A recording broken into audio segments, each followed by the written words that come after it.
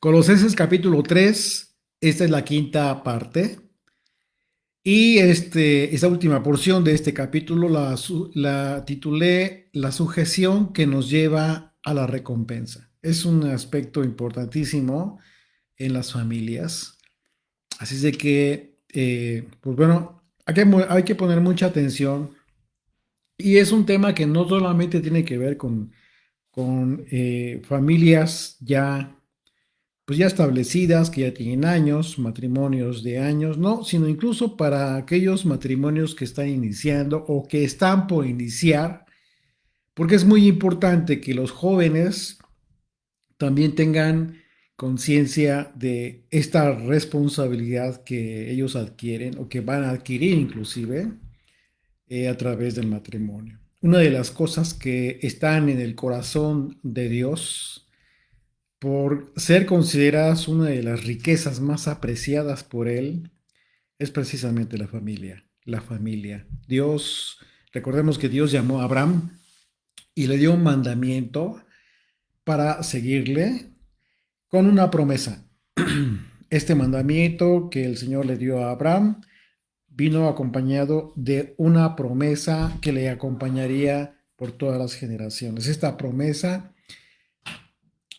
consistió en que de Abraham surgiría una gran nación. ¿Y de qué se compone una gran nación? Pues de muchas familias a través de esa nación. Todas las familias de las tierras entonces serían benditas. Dice Génesis capítulo 12, verso 1. Vamos a recordar el contexto.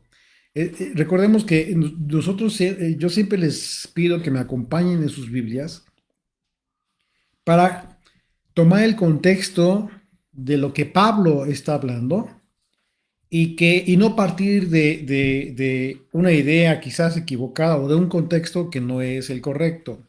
Por eso es importante siempre irnos al origen. Pablo, así como los demás apóstoles, Yeshua mismo, siempre enseñaron en base a la Torah, en base a la escritura, en base a los profetas. Así es de que esto que les comento y esto que vamos a comenzar a analizar en esta última porción del capítulo 3 de la carta de Pablo a los Colosenses, pues tiene que ver con la familia y dónde nace. Bueno, dice Génesis 12:1, pero el Señor había dicho a Abraham, vete de tu tierra y de tu parentela y de la casa de tu padre a la tierra que yo te mostraré y haré de ti una nación grande, y te bendeciré y engrandeceré tu nombre, y serás bendición. Dice, bendeciré a los que te bendijeren y a los que te maldijeren, maldeciré,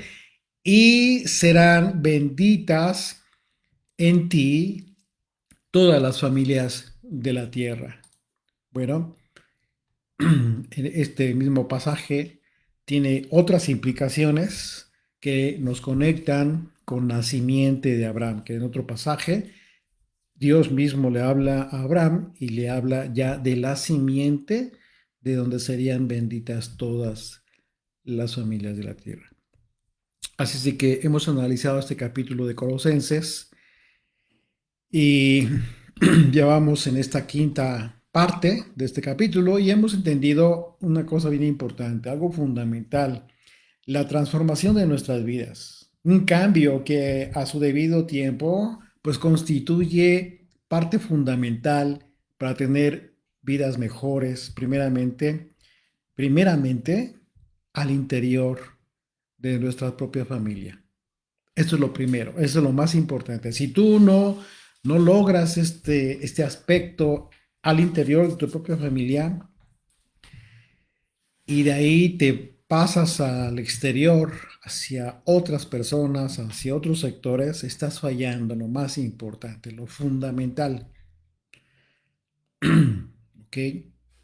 Al tener familias sanas, el impacto que esto puede tener en nuestro propio testimonio, pues puede ser de mucho mayor peso eh, hacia, hacia lo que queremos realmente hacer, ¿no? Hacia dar testimonio de la gloria del Señor, lo que ha hecho Dios con nuestras vidas, con nosotros mismos.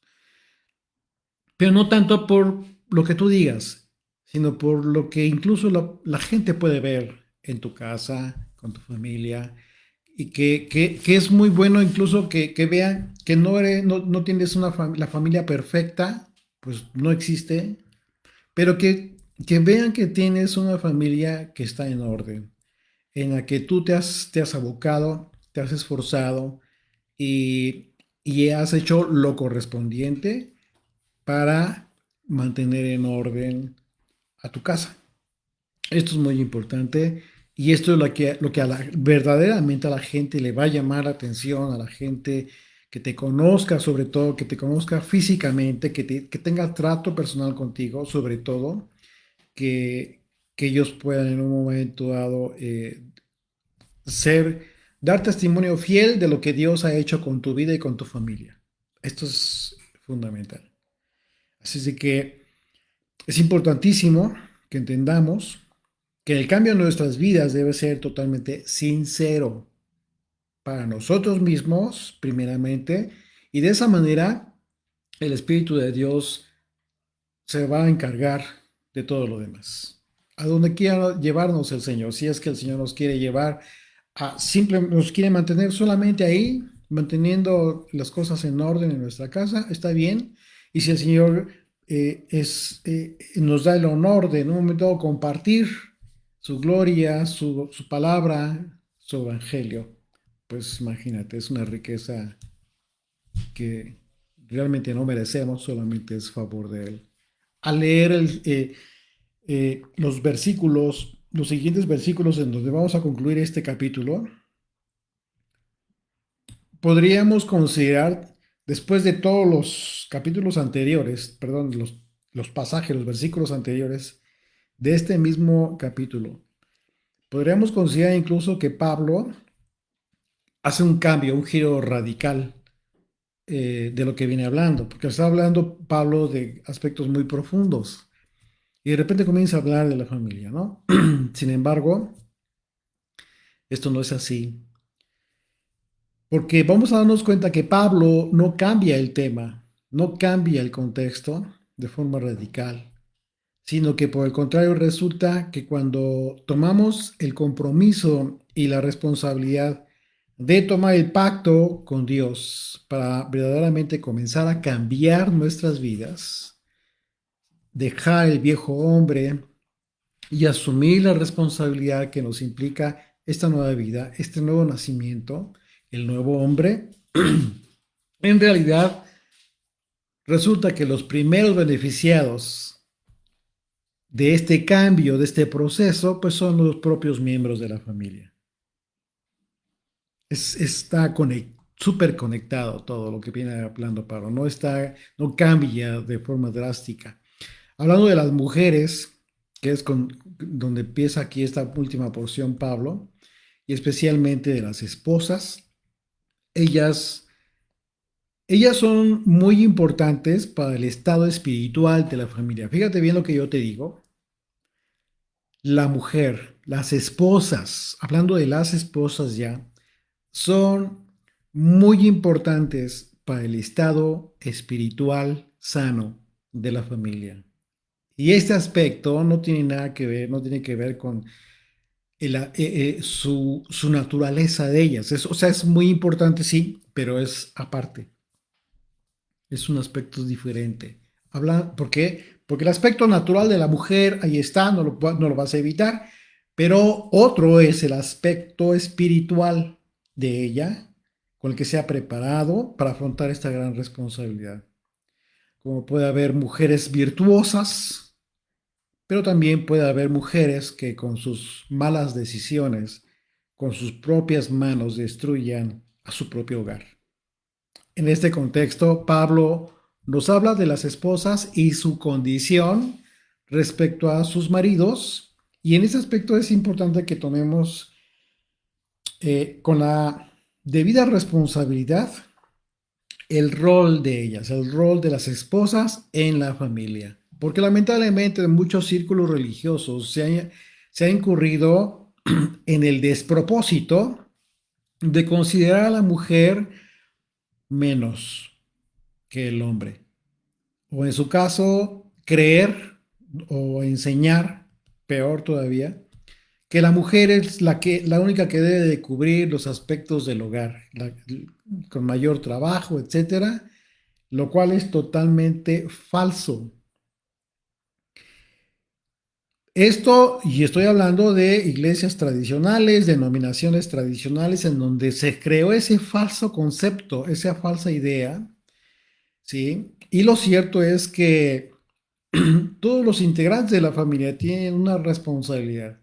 Sin embargo, el miembro de la familia que resulta fundamental en su rol para que la condición de la familia, tanto espiritual como de manera material, sea óptima, pues es la esposa. Y en esto hay que tener eh, mucha prudencia, mucha responsabilidad, porque ¿qué es lo que sucede en el caso contrario? En el caso eh, radical, opuesto. Pues bueno, el resultado fue la malentendida liberación femenil, que, que lejos de continuar asumiendo la responsabilidad que tienen en la familia, se olvidaron, dijeron, no, esto no me toca, no lo quiero. Y de repente comenzaron a dejar a los hijos en el Sendy, a ver quién los cuida, o los abuelitos. ¿Por qué? Porque yo me tengo que ir a trabajar y yo tengo que realizarme como mujer. O sea, una serie de ideas totalmente desfasadas de su propósito divino. Toda mujer y todo hombre tienen un propósito divino. No significa, ojo, no significa que la mujer no tenga derecho a participar en la vida social, en la vida laboral de, una, de su ciudad, de su comunidad, de la nación. No significa eso. Pero hay prioridades. Hay prioridades y es aquí donde ha fallado muchas veces, sobre todo en los últimos tiempos, el rol que ha desempeñado la mujer y la consecuencia de ello es como estamos viviendo hoy en día en todo el mundo. Hay una estadística de ya tiene algún tiempo que toma como modelo la familia de Estados Unidos, por allá por los años 50, 60, en donde la mamá normalmente era la que muy preocupada por la educación de los hijos, le dedicaba más tiempo a los hijos. Y a partir de que comenzó a cambiar ese rol y comenzó a salirse a trabajar también la mujer, al igual que el hombre, y a los hijos los comenzó a educar la educadora del Sandy o los abuelitos que apenas y de repente tenían energía o tienen energía para cuidarlos, que ni siquiera los cuidan, esa es la verdad. Y la educación, al final de cuentas, no es de los padres, porque la educación, hay un dicho tanto vulgar, pero muy cierto, que se dice, la educación, la verdadera educación se mama. ¿Qué significa esto? Que la educación que recibimos desde que somos pequeños, la recibimos de la madre, de los padres, es lo más importante, es la educación base, sustancial, de toda formación en carácter de hombre y mujer, desde que son niños. Así es de que el punto aquí fundamental es esto, el tema de lo que está hablando Pablo, y Pablo habló de ese tema no le repito una vez más, está aterrizando en el aspecto más importante de todos estos conceptos profundos, espirituales, del cambio de vida, etcétera.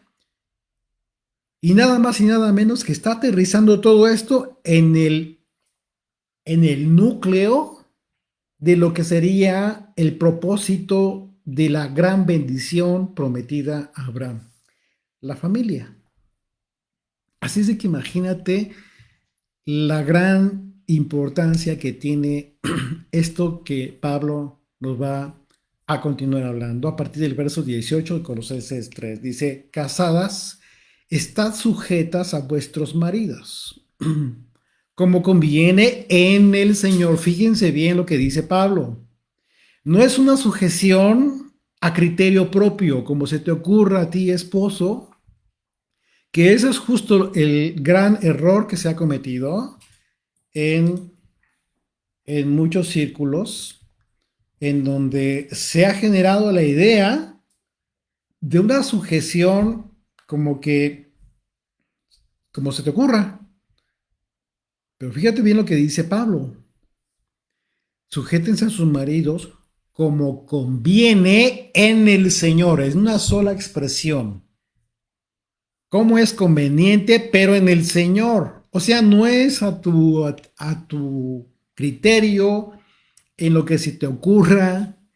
No. Una vez más, estamos hablando de la familia que tiene su origen desde el Génesis, desde la promesa que se le dio a Abraham.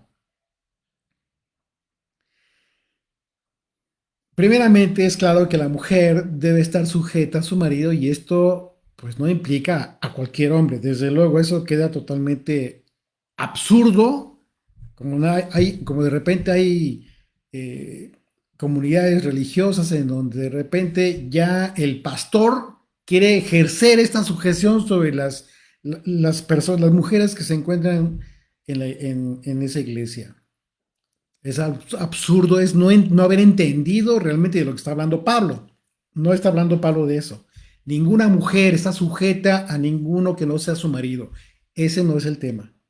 Y cuidado porque hay muchos casos de abuso, precisamente, de líderes religiosos que se dicen que para lo único que ocupan esos cargos es precisamente para abusar, para hacer lo que se les dé la gana y que les sirvan las personas para controlar exactamente.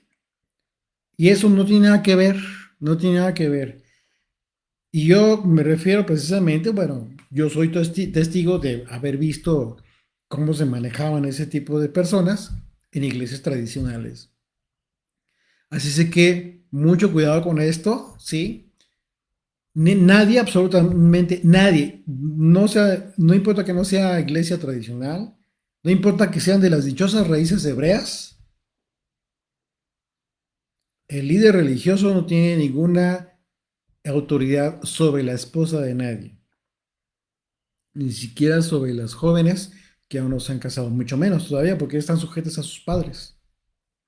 La sujeción de la que habla el apóstol Pablo tiene que ver con una posición con determinado propósito muy específico. Y esto nos remite al Génesis. Una vez más, tenemos que tomar el contexto de lo que está hablando Pablo al momento de la creación de la mujer. Vamos a Génesis 2, verso 21. Dice, entonces el Señor Dios hizo caer en sueño profundo a Adán, sobre Adán, y mientras éste dormía, tomó una de sus costillas y cerró la carne en su lugar. Y de la costilla del Señor tomó del hombre, que el Señor tomó del hombre, hizo una mujer y la trajo al hombre. Dijo entonces Adán, esto es ahora hueso de mis huesos y carne de mi carne. Esta será llamada varona porque del varón fue tomada. Bueno, entonces la mujer fue creada de forma muy especial a partir del hombre y en el propósito de su creación, ellas fueron creadas para ser una ayuda idónea para el hombre. Una ayuda idónea para el hombre. Ahora, ¿qué significa esto de ayuda idónea? Pues a lo que es ideal para el hombre, lo que se le ocurra que es su ideal, pues vas a tener de repente una sirvienta en lugar de tu esposa. ¿No? Nada que ver. Esto tiene que ver con conceptos originales, por supuesto. Una vez más, la palabra hebrea para idónea es la palabra neged. Vamos a subrayar esta palabra ahí en Génesis, ¿sí?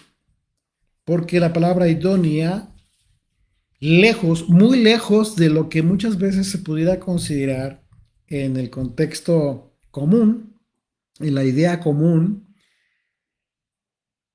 como lo ideal para la persona, realmente muchas veces es lo contrario. No siempre, no necesariamente siempre, pero de acuerdo al contexto, la palabra hebrea que es neged para idónea se traduce como frente o se puede traducir como contraparte, como contra. Y en este sentido, ¿qué significa que haya dicho Dios que sería ayuda idónea? Porque el Señor dijo que no era bueno que el hombre estuviera solo. ¿Qué significa entonces esto? Bueno, en ese sentido Dios estableció instrucciones. Recordemos que Dios estableció instrucciones, mandamientos, que en su momento le permitirían al pueblo ir perfeccionando sus actitudes y sus características del instinto natural tanto del hombre como de la mujer, para poder alcanzar lo que conocemos como la estatura del varón perfecto. Hablando de hombre y mujer, de la misma manera que sucede en el aspecto natural de la relación entre hombre y mujer, unos y otros tienen que cumplir el objetivo de no fíjate bien qué objetivo deben cumplir en el contexto de la idoneidad. Tanto el hombre como la mujer tienen que cumplir con el propósito de decirle a su pareja, es decir, la mujer tiene que decirle a su esposo las cosas que no están correctas, lo que puede evitar hacer para cometer un error, es decir, algo en contra. Una vez más, eso es la ayuda idónea, porque eso es lo que le va a ayudar al hombre a qué, a corregir, a madurar, a crecer. Igualmente el hombre con la mujer. En ese sentido, Pablo nos dice que el sometimiento, la sujeción de la mujer debe ser ante cualquier cosa que diga no ante cualquier cosa que diga su marido, no lo que se le ocurra, de ninguna manera, porque el hecho de hablar de la mujer en su papel de esposa, debemos tener en la mente, ¿sí?, el momento de su creación, el contexto correcto por el cual fue creada la mujer, porque el contexto por el que fue creada tu esposa. Y tienes que recordar lo que dice Génesis, el momento de su creación. Y de esa manera entonces no vas a olvidar el propósito divino por el que ella fue creada. Cuando tú tienes como esposo constantemente en tu mente todo este aspecto, créeme, la forma en cómo vas a tratar a tu esposa va a comenzar a cambiar. No solamente como la tratas, sino como la concibes realmente. Eso es lo que te está diciendo Pablo aquí. Lo que Pablo les dice a las esposas, por otro lado, es que, ok, se sometan, se sujeten a sus maridos, pero participando, no siendo omisas en la responsabilidad que tienen, porque ese es un gran error que algunas esposas tienen. Cierran sus bocas, se quedan calladas y dicen sí a todo lo que diga el marido. ¿Y qué pasó? ¿Qué pasó con tu responsabilidad, con tu propósito divino? ¿En qué le vas a ayudar a tu marido si tu marido se está equivocando? No significa que te pongas a discutir todo lo que diga tu marido. No, no, no, no. O sea, porque también de repente es un extremo y no está bien. Porque entonces tendríamos, ¿cuál sería el extremo de no entender esto? Bueno, el matriarcado, en donde el marido es el que se queda callado y la mujer es la que dice lo que se tiene que hacer en todo. Es absurdo y eso sería el peor error, porque va contra todo propósito divino, tanto de uno y de otro. O sea, ese matrimonio está al revés, está de cabeza. Una vez más, no significa que el marido sea mejor, no que la mujer, de ninguna manera. No puede ser así y te voy a decir por qué. Porque cuando dijo Dios, no es bueno que el hombre esté solo, le haré ayuda idónea para él. En ese momento Dios dio una sentencia cuando dijo esto. ¿Cuál sentencia? El hombre por sí solo no sirvió para nada en esta vida. Así de fácil.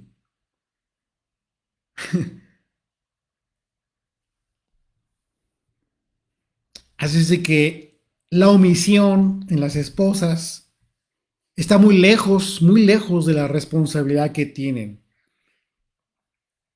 Todo lo contrario, tienen que constituirse como una fuerza que en ocasiones debe ser un contrapeso para, pero para no un contrapeso para el mal, sino un contrapeso para hacer la voluntad de Dios. ¿Por qué? ¿Cómo debe actuar, funcionar ese contrapeso? Pablo dice, ahí mismo lo dice, en ese versículo que acabamos de leer, en el Señor. La sujeción de la mujer a su marido debe ser como conviene en el Señor. Entonces el contrapeso que debemos ejercer unos y otros es en el Señor, no en tus caprichos, no en lo que se te ocurra, no en lo que quieres, porque ese es otro aspecto del que no habló Pablo, ¿no? La manipulación, de repente la manipulación, por ahí que unos y otros de repente empiezan a ejercer, es pecado contra el Señor y contra tu propia esposa o esposo. Entonces, en esto debe haber un equilibrio sano. ¿Y cómo lo vas a definir? Pues no con tus propias ideas. El Señor es muy claro. Pablo está citando Génesis. Entonces solamente hay que atender al propósito divino, al propósito del origen. Lo impresionante, una vez más, es que el motivo por el que Dios creó a la mujer es porque no es bueno que el hombre esté solo. Porque el hombre por sí solo no cumple la voluntad de Dios. Dice el verso 18 de Génesis 2, y dijo el Señor Dios, no es bueno que el hombre esté solo, le haré ayuda idónea para él. Entonces, para que el hombre cumpla la voluntad de Dios, debe contar con esta ayuda idónea. De manera que cuando Pablo escribe, casadas, estad sujetas a vuestros maridos como conviene en el Señor, les dice a las casadas que su sometimiento, que su sujeción a sus maridos debe ser de forma conveniente en el Señor. Es decir, esto significa que si un esposo le pide a una esposa que haga algo que contraviene la voluntad de Dios, es obvio que la esposa debe rehusarse a hacerlo.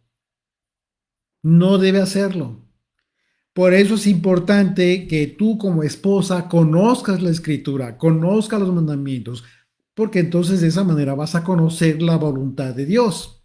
Por eso, por esa sencilla razón, el matrimonio es bíblico.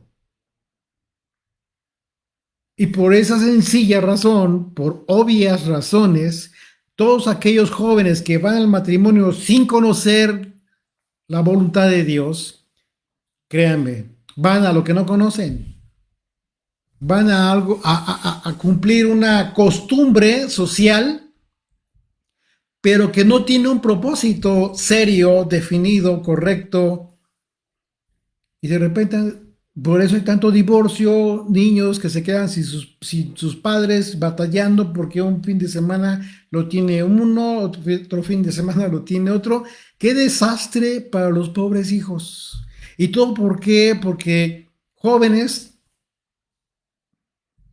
que fueron al matrimonio no entendieron a qué realmente iba. Y a pesar de que tanto el hombre como la mujer no cumplen su propósito divino cuando deciden quedarse sin casarse, solos, muchas veces ellos, esas personas, claro, que se queden solos y no andando dejando hijos por todos lados, porque eso sería peor, pero cuando respetan su propia palabra, su propia decisión ellos mismos, muchas veces ellos son más responsables que muchos jóvenes que van al matrimonio que cuando realmente ni siquiera saben en lo que se están metiendo. ¿Por qué? Porque traen al mundo vidas inocentes que solamente vienen a sufrir, a padecer las malas decisiones de jóvenes que simplemente se les ocurrió porque se ve bonito, porque el gasto es muy padre y la fiesta muy bonita, y de repente cuando comenzaron a ver lo que cuesta los pañales, lo que cuesta la comida, lo que cuesta la renta, lo que cuesta construir, lo que cuesta, dijeron, no, mejor no. Mejor tú lo tuyo y yo lo mío y vete a trabajar. Y al hijo, pues que lo cuide tu mamá o que lo cuide a ver quién. Pero necesitamos más dinero. No pensaron bien las cosas y tomaron una decisión equivocada. Y eso es triste. Por esa razón Pablo habló de ese tema. Un tema que no está desligado ni mucho menos. Una vez más, yo te pido que todos estos temas que ha estado abordando Pablo, cuando menos, si no quieres escucharlos, estudiarlos desde el capítulo uno, por lo menos los anteriores cuatro, cuatro porciones de este capítulo, cuando menos escúchalos nuevamente. Pero escúchalos ahora con esta visión, con esta perspectiva de que todo, al final de cuentas, va a ir enfocado a este tema tan importante que Pablo le dedicó estas últimas líneas en este capítulo, la familia. Y entonces Pablo, a continuación, se dirige hacia los maridos. A ver, hombres, verso 19, maridos, amad a vuestras mujeres y no seáis ásperos con ellas. Esto que dice Pablo literalmente implica que los esposos deben entregar sus vidas, ¿sí? Invertir todo su esfuerzo y dedicarlo a sus esposas.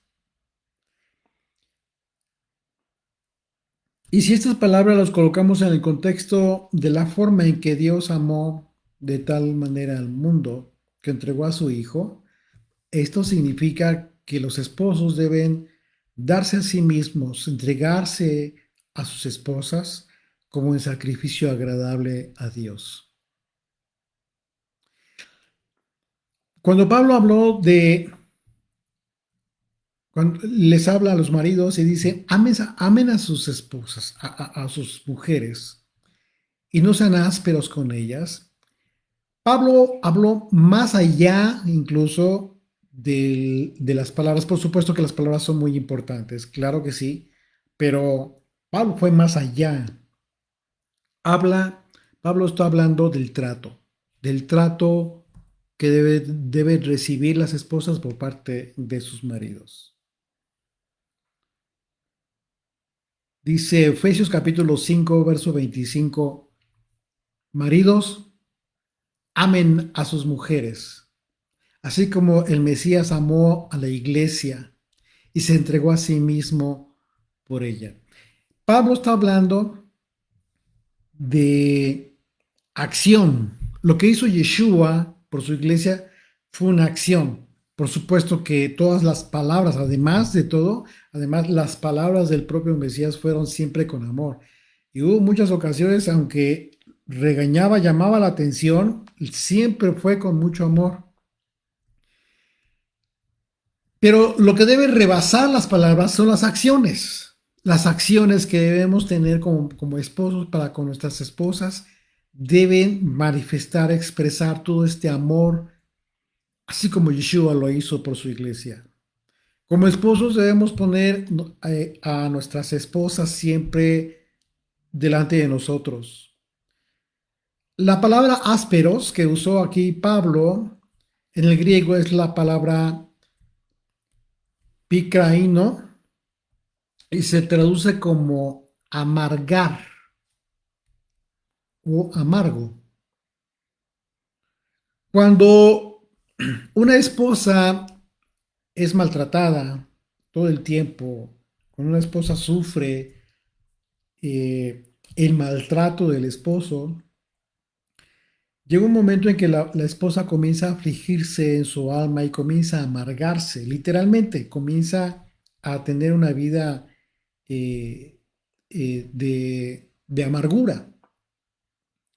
Entonces, esto a final de cuentas les hace mucho daño y repercute en la salud. Dice Primera de Pedro, capítulo 3 verso 7. Dice, vosotros maridos igualmente vivid con ellas sabiamente. Una vez más, el apóstol está hablando de acciones literales. Por qué estoy reiterando este aspecto? Porque muchas veces puedes tú encontrarte con maridos que le hablen con mucha ternura, con mucho cariño a sus esposas, pero que realmente en su trato, pues no se refleja. Y es ahí donde no hay una coherencia. Por eso, Pedro, están hablando de acciones literales y ponen como ejemplo la acción de Yeshua de haberse entregado literalmente como una acción de amor para con su iglesia, el acto de amor más hermoso que hemos recibido todos. Y entonces dice Pedro aquí, vosotros maridos igualmente vivan con ella sabiamente, vivan sabiamente, sean inteligentes, dando honor a la mujer como a vaso más frágil y como a coherederas de la gracia de la vida, para que vuestras oraciones no tengan estorbo.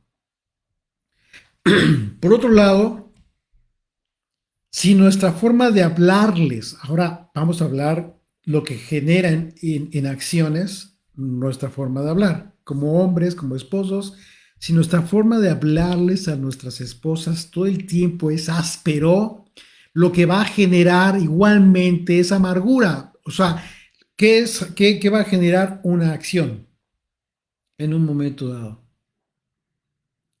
Puede ser que no la maltrates físicamente, que no golpes a tu esposa, pero lo que va a suceder es que cuando tú como hombre descuides ese aspecto, entonces te olvides de tratarla como a vaso más frágil. Y entonces, una vez más, si el tratar a la mujer como vaso más frágil implica un trato tal cual, literal, vas a dejar de hacerlo. ¿Por qué? Por la amargura, por lo áspero, lo amargo de tu trato para con tu esposa. Entonces, no, tenemos que tener mucho cuidado de ese aspecto y cuidar los dos aspectos, tanto la forma en cómo les hablamos, porque eso repercute tarde o temprano en nuestra propia acción, y sobre todo la forma en cómo nos entregamos, damos nuestras vidas por ellas. Y dice, y fíjate lo que dice Pedro, y esto es para que nos pongamos a pensar seriamente, porque dice, y como a coherederas, trátenlas como coherederas de la gracia de la vida para que vuestras oraciones no tengan estorbo. Entonces, tú no puedes en un momento dado ser con tu esposa áspero, amargo, tratarla mal, ser grosera con tu esposa y de repente irte a orar pensando que Dios va a escuchar tu oración. Pues no, no tiene sentido, no tiene ningún sentido. ¿Por qué? Porque estás amargando, estás maltratando a la creación más hermosa que Dios nos dio, la mujer. Y dice el verso 20, hijos, obedeced a nuestros padres en todo, porque esto agrada al Señor. Aquí mucha atención los hijos, mucha atención a los hijos. Fíjense bien, esto es muy importante porque de repente también nosotros como papás debemos ser muy objetivos. A veces perdemos la objetividad Y pensamos, y aunque los hijos ya son grandes, ya son adultos, pensamos que todavía siguen siendo los mismos pequeñitos que estaban aquí caminando de 5 años, 10 años de edad. Y las situaciones cambian, entonces debemos ser muy objetivos. Sin embargo, fíjense bien como lo dice Pablo, es genérico, porque llega un momento en la vida de los hijos en que nuestra mentalidad, por supuesto, va cambiando, va madurando, pero es muy importante que como hijos no desoigamos, no desatendamos este consejo de Pablo. Dice, hijos, obedezcan a sus padres en todo, porque esto agrada al Señor. Fíjate bien, la palabra obedeced, que en el griego es la palabra hupakouo, y se traduce como escuchar con atención, prestar atención o conformarse al mando, a la autoridad o a comando, en otro sentido, ¿no? Y esto nos recuerda el mandamiento que Dios le dio al apóstol Pablo, porque ¿qué creen? Pues es la misma palabra. El mandamiento que el Señor le dio al pueblo de Israel, perdón. ¿Qué mandamiento se relaciona con este? Deuteronomio capítulo 6, verso 4. Oye Israel, el Señor nuestro Dios, el Señor uno es. Shema, Shema Israel, Adonai Eloheinu, Adonai Echad. La palabra oye en el hebreo es la palabra Shema y se traduce como oír inteligentemente para obedecer. De esta manera se traduce Shema. Y la raíz de esta palabra hebrea es la palabra la raíz para la palabra hebrea Samuel, el nombre Samuel, que se traduce como aquel que es escuchado por Dios.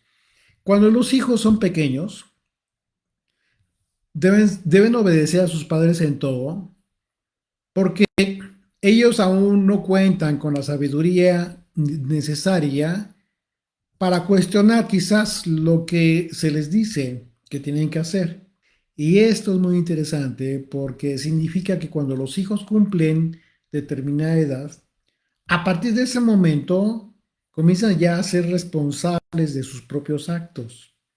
Es decir, esto no significa que los padres se desentiendan o que se despreocupen de sus hijos, sino que llegado el momento, los hijos asumen ya una responsabilidad delante de Dios respecto de las cosas que hacen, lo que deciden. Esto es de suma importancia, porque hoy en día muchos padres que han decidido hacer pacto con Dios, fíjate bien, padres que han decidido en su momento hacer pacto con Dios, de repente ya viven como que atormentados, preocupados de las consecuencias de mantenerse viviendo aspectos que quizás son conscientes o quizás ya no son conscientes, pero que les mantienen viviendo alejados del Señor y de repente alguien les dice o se dan cuenta de esta gran realidad. Comienza a haber temor en ellos.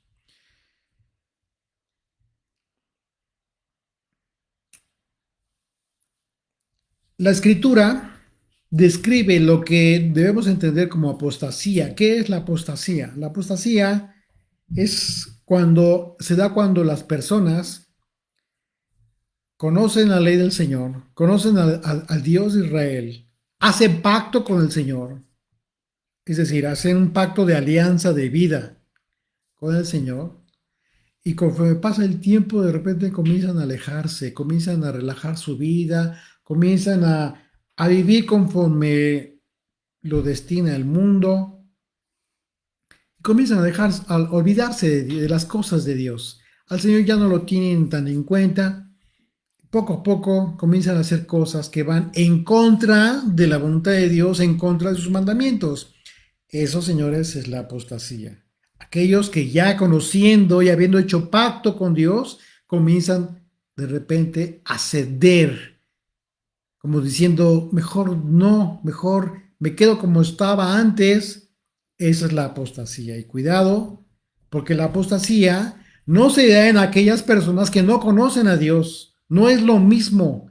Jamás te quieras comparar con aquellos que todavía no asumen un compromiso delante de Dios, que no conocen su ley, que no le conocen aún.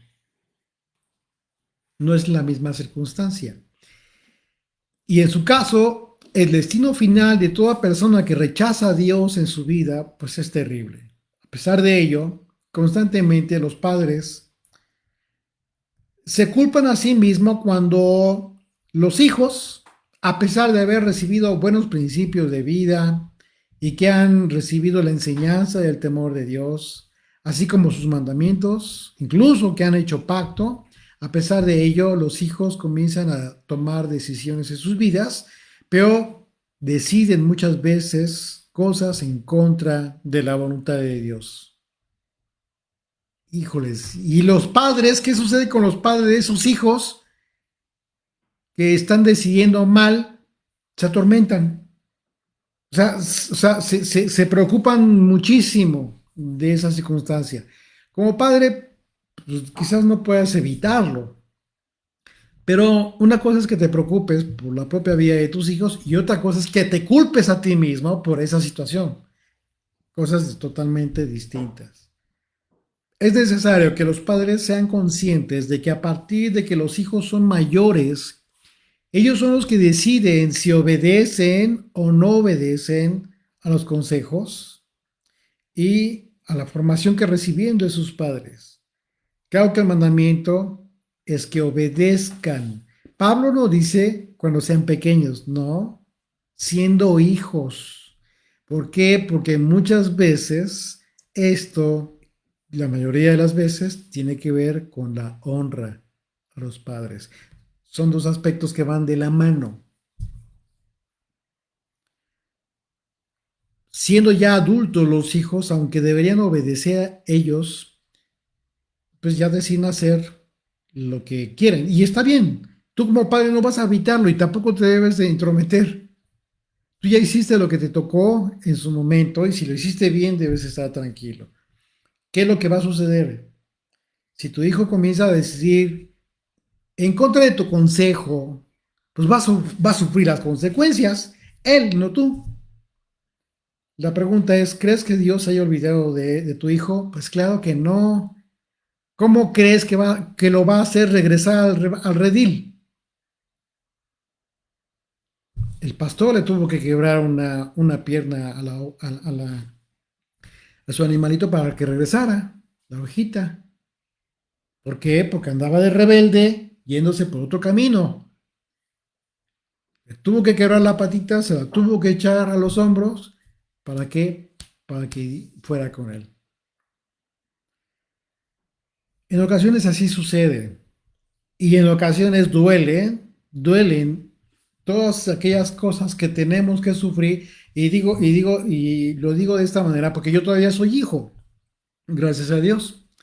Todavía mis papás viven y yo soy testigo. Yo les puedo decir que muchas veces yo desobedecí a mis padres y que eso fue lo que sucedió. Bueno, tuve que andar dando tropezones, tuve que darme con pared, tuve que haber cometido muchos errores que a final de cuentas me hicieron sufrir para después finalmente entender que lo mejor es obedecer a los papás, porque ellos ya recorrieron este camino. Por alguna razón nos dan consejos, nos dicen deberías hacer esto, aquello. Claro, por respeto a nosotros, por ser adultos, ya no se van a meter, ya no van a insistir tanto. El consejo ya fue dado, pero les toca a los hijos, nos toca a los hijos obedecer. Y mucha atención, obedecer en el Señor cuando es conveniente, porque también hay que decirlo, esto es muy importante. eh, en los hijos también aplica este principio de la obediencia en el Señor. Lo que significa que si un padre le pide a un hijo que haga algo que es indebido, o que sea en contra de la voluntad de Dios, el hijo se encuentra justificado para entonces no obedecer. Porque también lo sabemos, hay padres que de manera irresponsable esperan que los hijos cumplan sus caprichos. Eso no tiene nada que ver. Pablo no está hablando de ese tema, ese no es el tema. Pablo está hablando de un aspecto genérico, muy genérico, y del aspecto correcto acerca del consejo que debemos recibir de los padres. Y que como hijos, ¿qué debemos de hacer ante un consejo de los padres? Sobre todo cuando nos aconsejan en el Señor, conforme a la voluntad del Padre. Entonces, como hijos, tú como hija, como hijo, tú tienes que ser muy audaz, muy inteligente para discernir cuando tu papá o tu mamá te está dando un consejo en el Señor. Cuando sea así, es garantizado. Obedécele porque te va a ir bien. Te va a ir bien el consejo de tu padre. Igualmente, cuando tu padre o tu madre te dé un consejo, te diga que hagas algo, que esperes a que hagas, etcétera, lo que sea, cualquier consejo, en ese momento tú tienes que discernir. Y si te das cuenta que este consejo que te está dando tu papá o tu mamá no es conforme a la voluntad y propósito divinos del matrimonio, de tuyo como mujer, como hijo, varón, etcétera, no estás obligado a hacerlo. No, no estás obligado a seguir ese consejo. Entonces, los hijos deben tener mucha responsabilidad en ese sentido. Y Pablo habla ahora de otro aspecto también importante. Dice, verso 21, padres, no exasperéis a vuestros hijos para que no se desalienten. Una vez más, el contexto de estos pasajes nos habla de niños pequeños en el consejo para no desalentar a los hijos, tiene que ver con el hecho de que los padres tienen que ser de ánimo, tienen que hacer las cosas bien para con sus hijos. Y eso consiste en instruirlos, en tener la paciencia con ellos para enseñarles, de modo que sean motivados y hacer lo correcto en el Señor. Puede ser difícil, sí, puede ser difícil, no es porque créeme que si tu hijo tiene a un lado el Xbox y a un lado le pones la Biblia, pues dime si no va a ser difícil. Sí es difícil. O sea, nos lleva mucha ventaja el Xbox y todas esas cosas en las que están súper emocionados los hijos porque pueden estar todo el día ahí. Así es de que el reto no es cualquier reto, sí es un reto mayor, pero recuerda que no estamos solos en esto. El Señor siempre nos acompaña, siempre nos escucha. Y si nosotros le pedimos que nos ayude el Señor, ¿qué crees que va a suceder? De repente el Xbox se va a perder, se va a quemar, le va a salir un cortocircuito.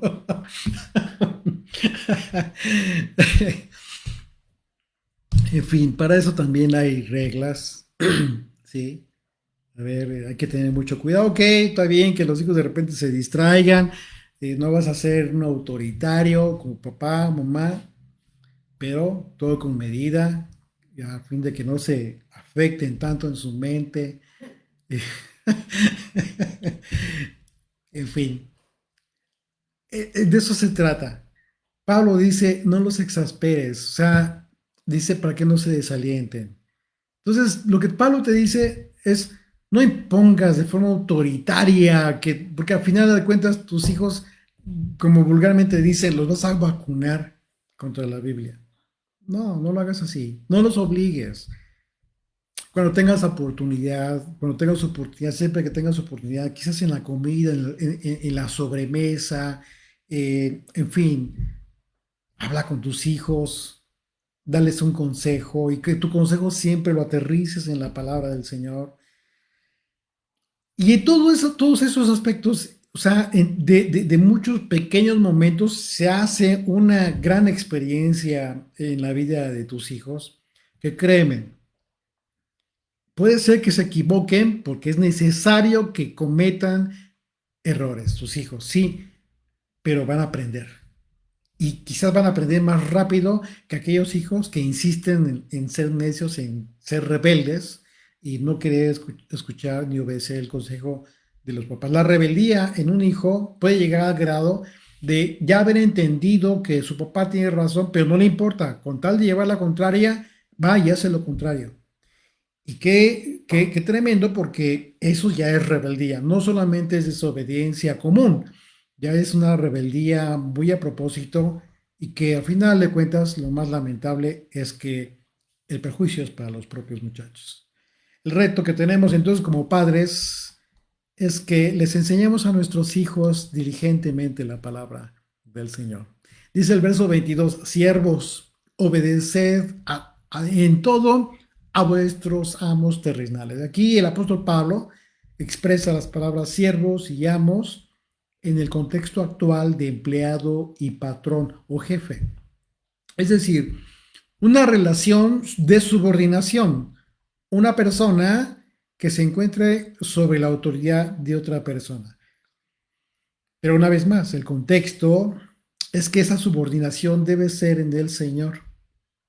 En el Señor, lo que significa que esa obediencia tiene una limitante.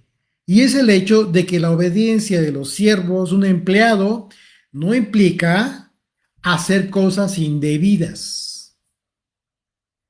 A pasar de que, a pesar de que el texto diga obedecer en todo a vuestros amos, mucho cuidado con esto, sí, en todo lo correcto, porque el contexto es eso, la sujeción. El contexto de todos estos, de esta parte final de este capítulo, es la sujeción en el Señor. Ese es el contexto de todo. Así es de que si tú eres empleado y tu jefe te pide que hagas algo indebido, estás en toda la libertad de no hacerlo. No solamente porque va en contra de la voluntad de Dios, sino incluso porque va en contra de la ley que a ti te restringe como empleado, como trabajador, etcétera. Mucho cuidado con eso. Eh, Así es de que hoy en día hay infinidad de dispositivos legales que contemplan toda esta situación. Verso 22 dice, no sirviendo al ojo, y continúa, fíjate, en ese mismo contexto del empleado y patrón, dice, o jefe, no sirviendo al ojo como los que quieren agradar a los hombres, sino con corazón sincero, temiendo a Dios. El temor a Dios implica poner a Dios antes que todas las cosas. Eso es el temor a Dios. Poner a Dios por encima de todo lo que vas a hacer. De manera que el servicio que aconseja Pablo para los siervos, para los empleados, es que se haga considerando el temor a Dios. Debes de tomar en cuenta eso en tu relación de trabajo. Esto es, con sinceridad de servicio, pero nunca con el propósito de que seas visto, ¿no? Por tu jefe, por los demás, en fin, por los compañeros de trabajo, a fin de que brilles. Sí, y esperando que te alaben pues, por lo que tienes obligación de hacer. O sea, eso no es lo correcto, no te lleva a buen término.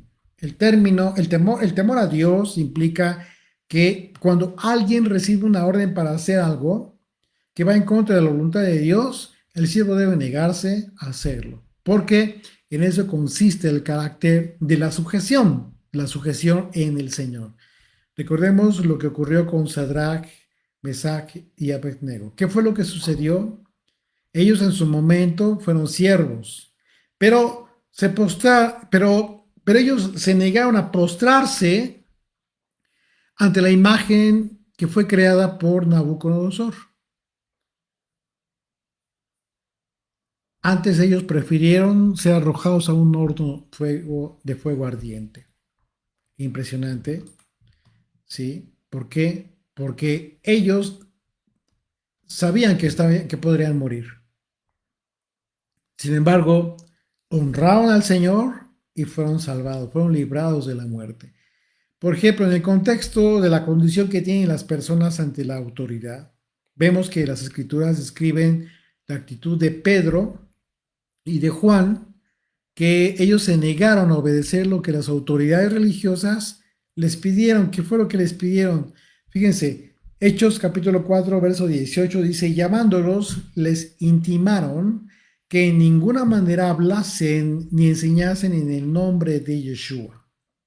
Mas Pedro y Juan, fíjense lo que respondieron diciéndoles, juzgad si es justo delante de Dios obedecer a vosotros antes que a Dios.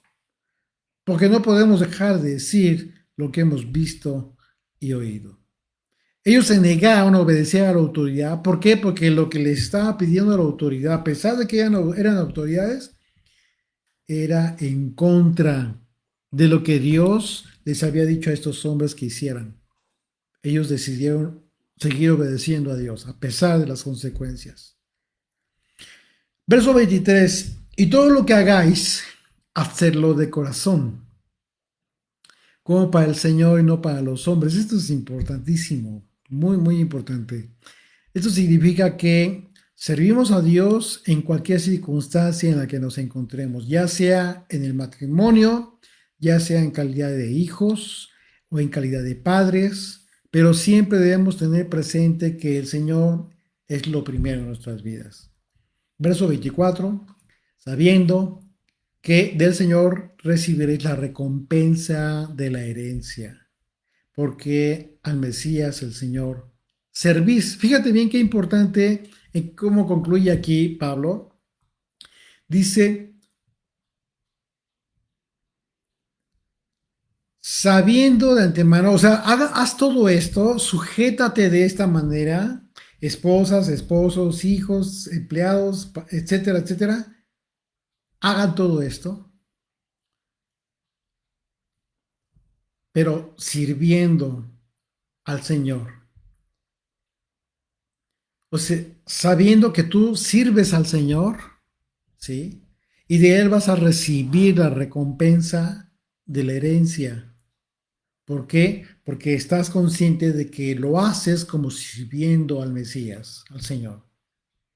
Una vez debemos poner mucha atención porque Pablo no está hablando de una herencia material aquí, sino de una herencia que está en el reino de Dios. Y esto significa que todo cuanto hagamos en nuestras vidas, ya seamos esposos, padres, hijos, siervos o amos, todo cuanto hagamos en la vida, siempre que lo hagamos considerando en primer lugar el temor a Dios, entonces el Señor nos dará una herencia en el reino. Apocalipsis 22, verso 12, dice, aquí yo vengo pronto y mi galardón conmigo. Aquí está la promesa. ¿Para qué? Para recompensar a cada uno según sea su obra. Yo soy el alfa y la omega, el principio y el fin, el primero y el último. El Señor recompensará a cada uno por la forma en cómo nos sujetamos unos a otros. Y Pablo dice que el motivo de nuestra recompensa es el Mesías, es porque el Mesías, al Mesías servimos. Esto significa que lo que hagamos no debe estar condicionado a que otros hagan lo correcto. Fíjate bien lo que te digo. Y esto te lo digo porque esta plática la comenzamos hablando de los matrimonios. Y eso es algo que sucede al contrario de lo que Pablo está aconsejando aquí.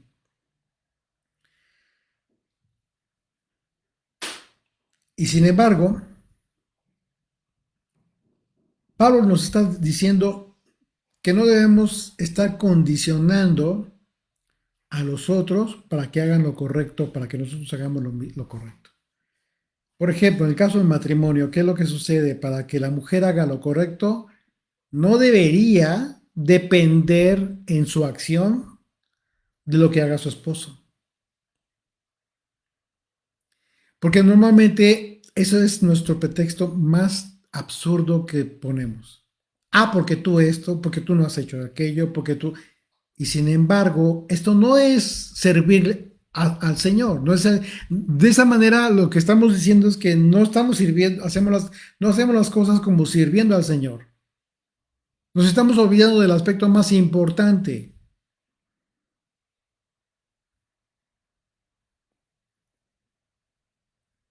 Entonces, Para que la mujer haga lo correcto, no debería depender en su acción. Tanto la mujer como el hombre hagamos lo correcto, no deberíamos depender en nuestra acción de lo que el esposo o la esposa haga. Por cuanto que debemos hacer las cosas como si sirviéramos al Señor. Caso contrario, si el esposo o la esposa, ¿qué es lo que sucede? Cuando la esposa o la esposa dejan de hacer lo que es correcto, porque ellos se justifican diciendo que su pareja no hace lo que debería hacer, en en ese momento, ambos, unos y otros, están haciendo todo lo necesario para dejar fuera de su matrimonio a Dios mismo. ¿Por qué? Porque si en la esencia de lo que hace el esposo, en la esencia de lo que hace la esposa, no lo hacen con la conciencia de que sirven al Señor, lo están dejando fuera de ese matrimonio y de esa familia, simplemente porque el proceder de ambos no es como un servicio para Él. Y esto es lo más triste. Verso 25, perdón. Mas el que hace injusticia recibirá la injusticia que hiere, que hiciere, perdón, porque no hay acepción de personas, claro. El Señor es justo, el Señor es justo y no hace acepción de personas, no va a hacer acepción de personas sin importar la condición de unos y otros. Cada quien tiene la responsabilidad de hacer lo correcto. Dios no tiene favoritos, nunca lo ha hecho. Siempre habrá una consecuencia para quienes obran injustamente. En eso consiste la fidelidad de Dios. Fíjate qué importante. Porque no importa de quién se trate, Dios va a obrar conforme a la verdad y conforme a su justicia. Acerquémonos entonces a Dios con fidelidad, con corazones sinceros, porque su amor y su misericordia para los que le aman es para siempre. Amén. Señor, gracias por este tiempo de meditación en este tema tan importante, Señor. Gracias, Padre Santo, por las familias que nos has dado, por los padres, por las esposas, por los esposos, por los hijos, Señor. Gracias, bendito Rey, por toda esta enseñanza tan importante, fundamental en todas las familias de la tierra. Gracias, Padre Santo, porque en cada familia tú has puesto un aliento, tu aliento, tu espíritu, para que nadie tenga pretexto ni justificación para no hacer las cosas como sirviéndote a ti. Gracias, Padre Santo, por todo este tiempo y por la gran oportunidad que nos das de ser mejores cada día. Cada uno en nuestro propósito, en nuestro rol que nos ha tocado en esta vida, como esposos, como esposas, como hijos, como empleados, como patrones, etcétera. Gracias, Señor, por ser tan bueno con nosotros. En el nombre de Yeshua, te damos gracias por todo. Amén.